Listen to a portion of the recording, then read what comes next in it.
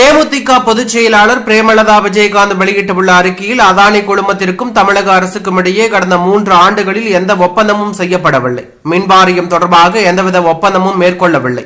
சமூக ஊடகங்களில் தவறான தகவல் பரவி வருகிறது. இது தொடர்பாக என்னிடம் நேரடியாகவோ அல்லது மின்துறை அதிகாரிகளுடனோ கேட்டு தெரிந்து கொண்ட பிறகே பதிவிட வேண்டும் என்று அமைச்சர் செந்தில் பாலாஜி சொல்கிறார்.